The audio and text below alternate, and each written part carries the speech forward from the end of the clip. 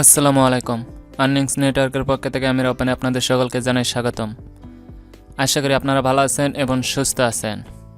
আজকের এই পর্বটিতে আমরা কোনটা কাজের ভিতর এই ফর্মটি তৈরি করে দেখাবো।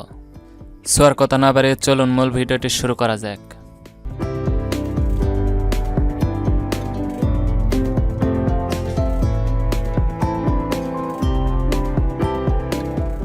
আপনারা আমাদের ওয়ার্ডপ্রেসের মূল ড্যাশবোর্ডটি দেখতে পাচ্ছেন। আজকের এই পর্বটিতে আমরা এইরকম একটি ফর্ম তৈরি করে দেখাবো। এইরকম ফর্ম তৈরি করার জন্য আমাদের একটি প্লাগইনের প্রয়োজন হবে। সো আমরা আমাদের ওয়ার্ডপ্রেসটিতে ফিরে আসলাম এবং এখান থেকে প্লাগইনে গেলাম। প্লাগইনে আসার পর অ্যাড নিউ এই অপশনটিতে ক্লিক করে দিলাম এবং এখানে আমরা সার্চ করলাম ফরমেন্টর এবং দেখতে পাচ্ছেন এটি আমাদের ইনস্টল করা রয়েছে। সো এটি আমাদের অ্যাক্টিভ করতে বলেছে, আমরা অ্যাক্টিভ করে নিই। সো অ্যাক্টিভে ক্লিক করে দিলাম। প্লাগইনটি অ্যাক্টিভ করার পর দেখতে পাচ্ছেন বাম সাইডে আমাদের প্লাগইনটির একটি উইজেট অ্যাড হয়ে গেছে এবং এখানে ক্লিক করার পর আপনারা এরকম একটি ইন্টারফেস দেখতে পাবেন। এখান থেকে আমরা একটি ফর্ম ক্রিয়েট করব। সো ক্রিয়েট এই অপশনটিতে ক্লিক করে দিলাম এবং এখান থেকে আমরা কোনটা কাজ এটি সিলেক্ট করে দিলাম এবং কন্টিনিউ ক্লিক করে দিলাম এবং এখানে আপনাদের ফর্মটির একটি নাম দিতে হবে। আমরা নামটি দেব কোনটা কাজ। আমরা এখানে কোনটা কাজ লিখে এখানে ক্রিয়েট অপশনটিতে ক্লিক করে দিলাম। এখানে দেখতেই পাচ্ছেন আমাদের ডিফল্টভাবে একটি ফর্ম তৈরি করা রয়েছে। আমরা এটি পাবলিশ করে দেখে নেই এটি দেখতে কেমন। সো পাবলিশ এই অপশনটিতে ক্লিক করে দিলাম। পাবলিশ এই অপশনে ক্লিক করার পর দেখতে পাচ্ছেন আমাদের একটি শর্টকাট দিয়েছে। আমরা কোডটি কপি করে নিলাম এবং এই পপ আপটি কেটে দিলাম। পপ আপটি কেটে দেওয়ার পর আমরা পুনরায় পেজ এই অপশনটি একটি নতুন ট্যাবে চালু করে নিলাম এবং এখান থেকে আমরা কোনটা কাছে এডিট উইথ এলিমেন্টর একটি নতুন ট্যাবে চালু করে নিলাম। এলিমেন্টর ফিরে আসার পর আমরা এখানে প্লাস এই আইকনটিতে ক্লিক করে দিলাম এবং পুনরায় অ্যাড এ নিউ সেকশনে ক্লিক করে দিলাম এবং এখান থেকে আমরা 3টি কলম সিলেক্ট করে দিলাম। কলম 3টি সিলেক্ট করার পর আমরা মাঝখানের এই কলমটিতে শর্টকাটটি বসাবো। সো এই কলমটিতে ক্লিক করে দিলাম এবং উইজেট থেকে আমরা সার্চ করব শর্টকাট লেখা সার্চ করার পর দেখতে পাচ্ছেন আমাদের উইজেটটি চলে এসেছে। এই উইজেটটি চাপ দিয়ে ধরে নিয়ে এসে এখানে ছেড়ে দিলাম এবং এখানে আমাদের কপি করা শর্টকাটটি পেস্ট করে দিলাম এবং এটি আমরা আপডেট করে দিলাম। আপডেট সম্পন্ন হওয়ার পর আমরা আমাদের ওয়েবসাইটটিতে ফিরে আসলাম এবং এখানে একটি রিফ্রেশ দিলাম এবং রিফ্রেশ দেওয়ার পর দেখতেই পাচ্ছেন আমাদের ফর্মটি অ্যাড হয়ে গেছে। বাট এখানে আপনারা লক্ষ্য করবেন আমাদের ফর্মটির স্পেস অনেক বড়, এখানে স্পেসটি অনেক ছোট। আমরা স্পেসটি বড় করে নেওয়ার জন্য পুনরায় এলিমেন্টরে ফিরে আসলাম। আপনারা ইতিমধ্যে জানেন আমরা কলম 2টি ভাবে ছোট বড় করতে পারি। এক মাঝখানে এখানে চাপ দিয়ে ধরে ছোট বড় করতে পারি এবং এডিট উইথ কলমে ক্লিক করেও আমরা ছোট বড় করতে পারি। আপনারা আপনাদের প্রয়োজন অনুযায়ী কলমটি ছোট বড় করে নেবেন। আমি আমার প্রয়োজন অনুযায়ী কলমটি ছোট বড় করে নিলাম এবং এটি আপডেট করে নিলাম এবং আপডেট সম্পন্ন হওয়ার পর পুনরায় ওয়েবসাইটে ফিরে আসলাম এবং এখানে একটি রিফ্রেশ দিলাম এবং রিফ্রেশ দেওয়ার পর স্ক্রল করে নিচে আসলাম। দেখতেই পাচ্ছেন স্পেসটি অনেকটি বেড়ে গেছে। এবার আমরা ফার্স্ট নেম এবং ইমেল অ্যাড্রেস এই দুইটি সেম এইরকম একটি লাইনের ভিতরে নিয়ে আসব। সো পুনরায় ওয়ার্ডপ্রেসে ফিরে আসলাম। ওয়ার্ডপ্রেসে ফিরে আসার পর এখানে আমরা ফার্স্ট নেম এবং ইমেল অ্যাড্রেস এই দুইটি এক লাইনের ভিতর নিয়ে আসব। সো এখানে আপনারা 3 ডট মেনু দেখতে পাবেন। এই অপশানটিতে চাপ দিয়ে ধরে নিয়ে এসে ফার্স্ট নেমটির উপরে ছেড়ে দেবেন। আপনারা দেখতে পাচ্ছেন এই দুইটি আমাদের এক লাইনের ভিতর রয়েছে, কিন্তু প্রথমে এখানে ইমেল অ্যাড্রেস রয়েছে এবং তারপর ফার্স্ট নেম রয়েছে। আমরা এটি সামনে পিছনে করে নিই। আমরা ফার্স্ট নেমটি বাম সাইডে দিলাম এবং ইমেল অ্যাড্রেসটি রাইট সাইডে রাখলাম এবং এটি আপডেট করে দিলাম এবং আপডেট সম্পন্ন হওয়ার পর পুনরায় আমরা ওয়েবসাইটটিতে ফিরে আসলাম এবং এখানে একটি রিফ্রেশ দিলাম। রিফ্রেশ দেওয়ার পর দেখতে পাচ্ছেন আমাদের ফার্স্ট নেম এবং ইমেল অ্যাড্রেস সেম একটি লাইনের ভিতরে এসেছে। এবার আমরা এই ফার্স্ট নেম এই টেক্সটটি উঠিয়ে দেব, ভিতরে এরকম সেম টেক্সট আকারে লিখব।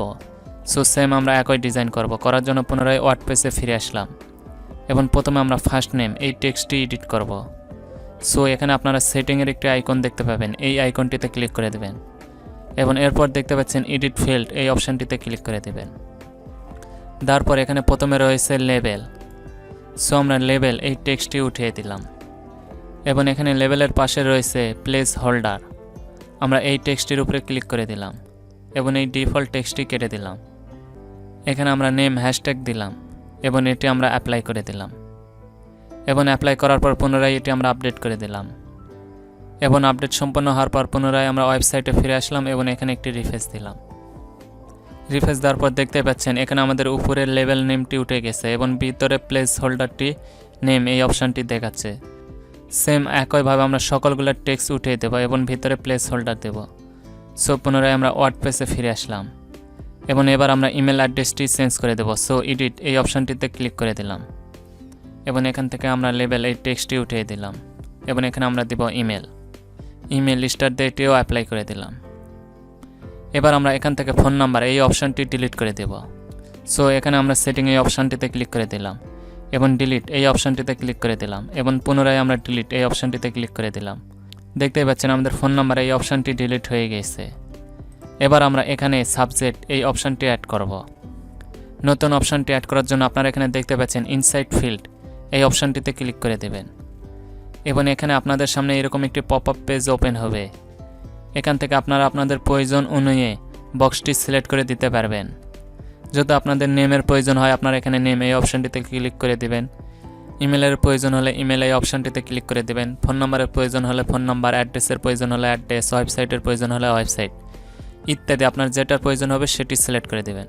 যেমন আমরা ইনপুট এই অপশানটি ইনসাইড করব। সো ইনপুট এই অপশানটিতে ক্লিক করে দিলাম এবং এখান থেকে আমরা ইনসাইড ফিল্ড এই অপশানটিতে ক্লিক করে দিলাম। তারপর দেখতে পাচ্ছেন আপনাদের সামনে এরকম একটি পপ আপ পেজ ওপেন হবে। এখান থেকে আমরা লেভেল টেক্সটটি উঠিয়ে দিলাম এবং এখানে আমরা দিব সাবজেক্ট। এখানে আমরা প্লেস হোল্ডার দিলাম সাবজেক্ট এবং এটি আমরা অ্যাপ্লাই করে দিলাম। এবার আমরা সাবজেক্ট বা ইনপুট এই অপশানটি মেসেজের উপরে দেব। সো এটি আমরা চাপ দিয়ে ধরে উপরে নিয়ে গেলাম। দেখতেই পাচ্ছেন দুটি এক লাইনে চলে এসেছে। আমরা মেসেজটি পুনরায় চাপ দিয়ে ধরে নিয়ে এসে নিচে ছেড়ে দিলাম। সো এটি আমরা আপডেট করে দিলাম।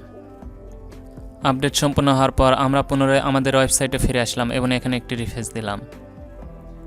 দেখতেই পাচ্ছেন এখানে আমাদের নেম, ইমেল এবং সাবজেক্ট অ্যাড হয়ে গেছে। এবার আমরা মেসেজ এটি অ্যাড করব।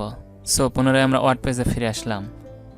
মেসেজ এই অপশানটি সেটিংয়ের উপরে ক্লিক করে দিলাম এবং এডিট ফিল্ড এই অপশানটিতে ক্লিক করে দিলাম এবং এখান থেকে আমরা লেবেল এই অপশানটি কেটে দিলাম এবং প্লেস হোল্ডারে আমরা দিলাম মেসেজ এবং এটি আমরা অ্যাপ্লাই করে দিলাম। পুনরায় এটি আমরা আপডেট করে দিলাম। আপডেট সম্পন্ন হওয়ার পর আমরা আমাদের ওয়েবসাইটে ফিরে আসলাম এবং এখানে একটি রিফ্রেশ দিলাম। সো আপনারা দেখতেই পাচ্ছেন আমাদের ফর্মটি তৈরি হয়ে গেছে।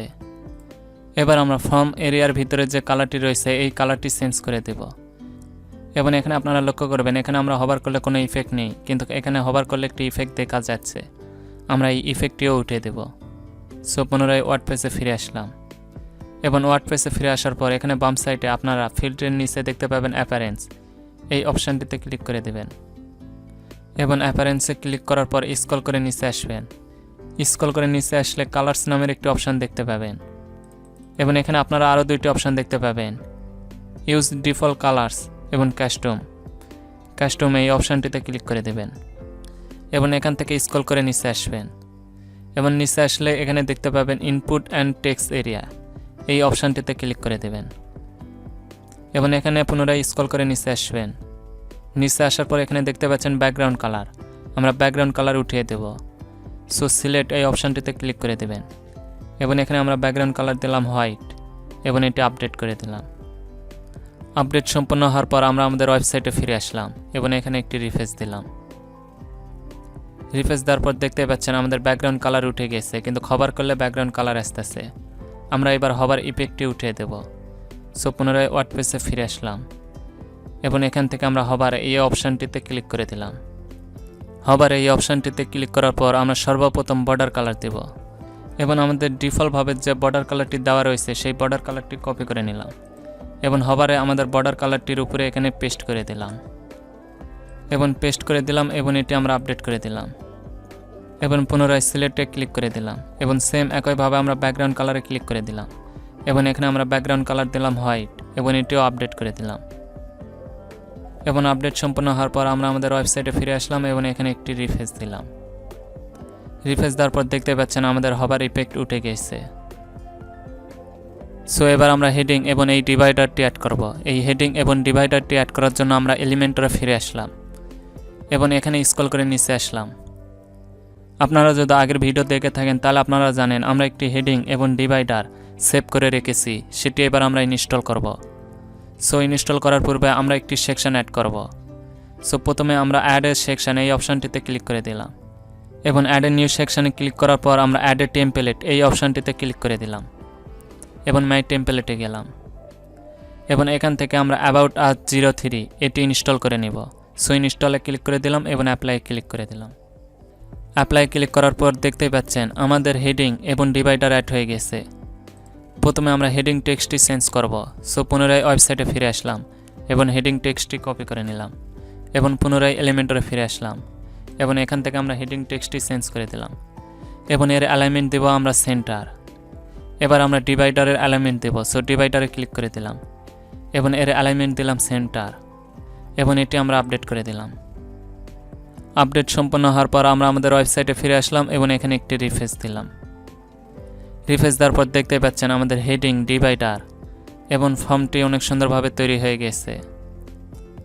এবার আমরা যে ফর্মটি তৈরি করলাম এই ফর্মটিতে যে তথ্যগুলো আমাদের পাঠানো হবে সেই তথ্যগুলো কোথায় জমা হবে এবং কিভাবে আমরা তা সংগ্রহ করতে পারবো এই সম্পর্কে বিস্তারিত আলোচনা করব। সো পুনরায় আমরা ওয়ার্ডপ্রেসে ফিরে আসলাম এবং ওয়ার্ডপ্রেসে ফিরে আসার পর ইতিমধ্যে আমরা ফিল্ডস এই অপশানটি নিয়ে আলোচনা করেছি এবং অ্যাপারেন্স এটি নিয়েও আলোচনা করেছি। এখানে আপনারা ফন্টের কালার, ফন্টের সাইজ ইত্যাদি চেঞ্জ করতে পারবেন এবং অ্যাপারেন্সের পরে এবার আমরা ইমেল নোটিফিকেশান এটি নিয়ে আলোচনা করব। সো আমরা ইমেল নোটিফিকেশানে ক্লিক করে দিলাম।